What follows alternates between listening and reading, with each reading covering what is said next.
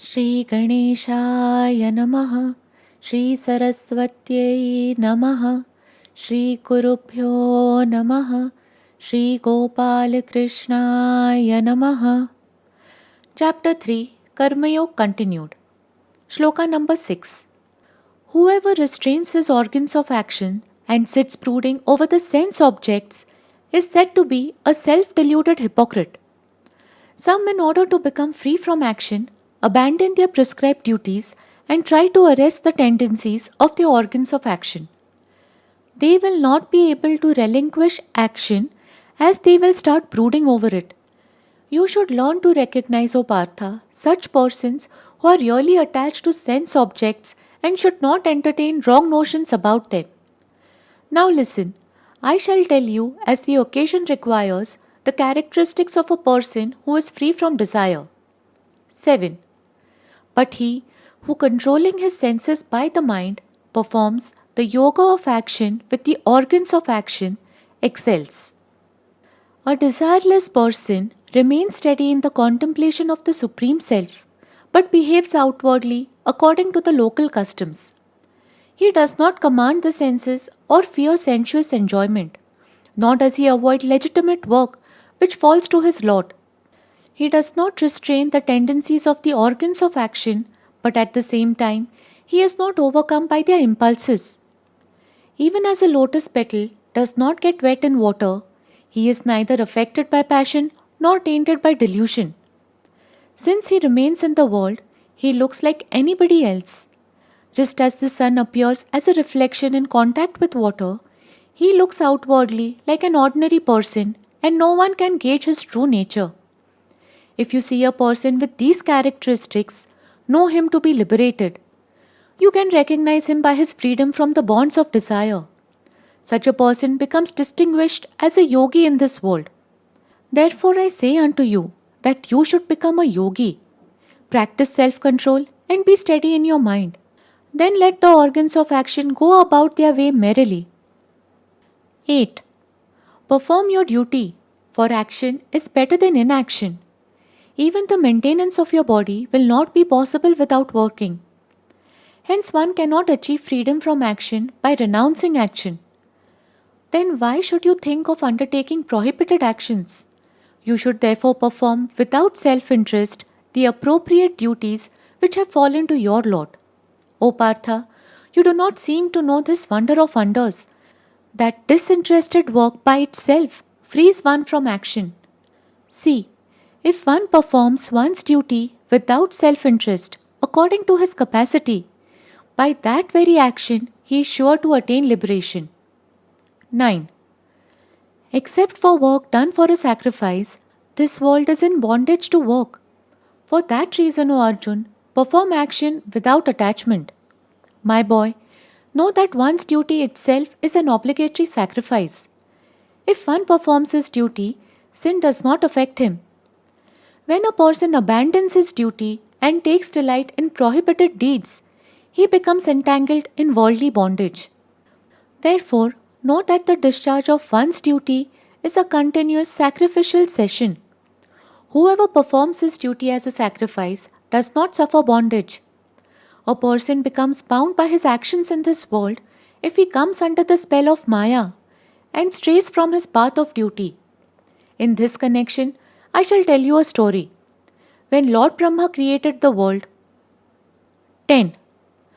After creating beings along with sacrifice, the Creator said of yore, by this shall you multiply. Let this be to you the wish-yielding cow. He created human beings together with the obligatory sacrifices. But they did not understand the sacrifices as they were subtle. The people entreated the Creator, O God, what refuge have we here? Then Lord Brahma, born from the lotus, gave this reply. I have already ordained the duties according to your class. Perform these duties and your desires will be fulfilled. You need not observe vows or self-restraint or torment your body or go on a long pilgrimage. You need not perform yogic practices or resort to charms or magic or undertake ritual worship with a selfish motive. Do not worship other gods and instead Do your duty as a sacrifice restfully. Perform your duty without a selfish motive, even as the chaste wife serves her husband faithfully. This sacrifice in the form of duty is to be performed by you. So said Brahma, the Lord of Satyaloka, the heaven of truth. He added, folks, if you follow your duty, it will fulfill your desires like the wish-yielding cow and never let you down. 11. With this sacrifice, serve the gods and let the gods serve you. Thus nourishing each other, you shall reap the highest good. If you do this, you will propitiate all the gods, and they in turn will grant you all the desired objects. If you worship the gods by performing your duties, they will undoubtedly look after your welfare. If you pray to the gods, they will become pleased with you. When you become united with this mutual bond of love, you will be able to accomplish whatever you wish to do, and all the desires that you entertain will be fulfilled. Whatever you say will come true, and you will command obedience, and the great miraculous powers will wait upon you and carry out your orders. Just as the forest laden with fruits welcomes the spring with its gorgeous beauty. 12. The gods nourished by sacrifice will give you desired enjoyments. He is verily a thief who enjoys their gifts without giving anything in return. So good fortune will come looking for you with all pleasures. My children, if you perform your duties with dedication, you will gain all enjoyments and become happy. But if one who after amassing wealth follows the whims of his senses and coveting sensuous enjoyments does not use the God-given riches as a reward of his sacrifice in the worship of gods by performing his duties, who will not offer oblations into the fire and worship to the gods, or feed the Brahmins on proper occasions, who is remiss in his devotion to his teacher and hospitality to the guests, and will not give satisfaction to his community. In short, if he, infatuated by his wealth, neglects his duty and remains wholly absorbed in sensuous enjoyments, he will have to suffer the plight of losing whatever he has and will be unable to enjoy pleasures which came his way.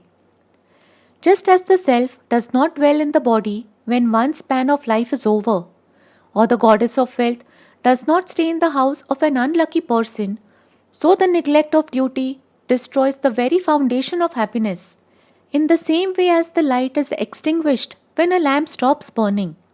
Thus, he who ignores his call of duty loses his freedom. Bear this in mind. So said Lord Brahma. He added, death will punish him who forsakes his duty, and treating him as a thief will take away all his possessions. Just as ghosts gather in the cemetery with nightfall, all faults around him will come searching for him. Then all the sorrows in the three worlds, sins of various kinds, and penury of every sort without exception will befall him. That arrogant person will be reduced to such a state that he cannot escape it even at the time of dissolution of the world. Therefore, you should not abandon your duty and give up the senses free rein. This is the instruction which Lord Brahma gave to the people. If the aquatic creatures got out of water, they would die instantaneously. So a person should not cease to do his duty even for a moment. Lord Brahma reaffirmed, you should be devoted to the performance of your duty all the time. 13. The virtuous who eat the remains of sacrifice are freed from all sins, but the wicked who cook for their own sake verily eat sin. He added, people should spend their riches in performing prescribed duties without a selfish motive. You should worship the sacred fire, your teacher and elders, and serve the Brahmins and perform the Shraddh rites. After performing the prescribed sacrifices and offering oblations into the fire, you should enjoy at home whatever remains thereafter with your family. This act of enjoyment itself will destroy all your sins, even as a person taking a sip of nectar is cured of serious maladies. So whoever eats the remains of sacrifice becomes free from sins. Just as one devoted to truth is not affected by the slightest delusion, so whoever eats the leavings of sacrifice is not affected by blemishes. Therefore, a person should earn riches lawfully, utilize them in performing his duty, and then enjoy in contentment whatever is left. O Partha, he should not act otherwise.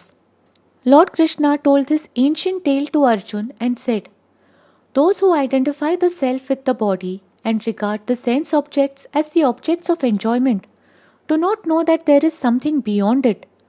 They do not know that their riches are the means of sacrifice and use it for their comfort out of egoism and delusion.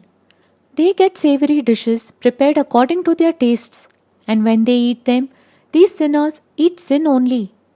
They should regard all their wealth as the means of sacrifice and offer it to the primal Lord by way of sacrifice in the form of duty.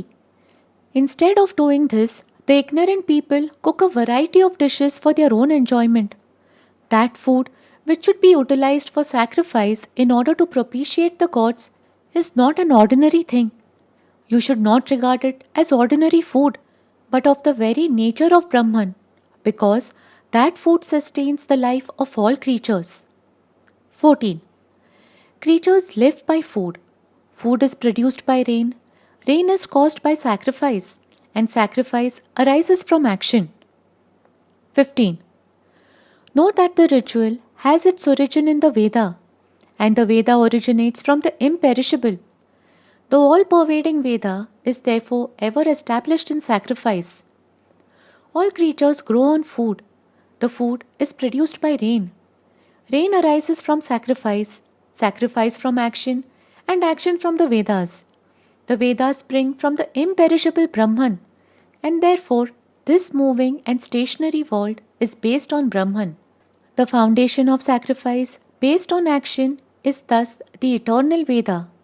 Bear this in mind, O Arjun. With this, we complete part 2 of chapter 3. Om Shri Krishna Arpanamastu. Hari Om.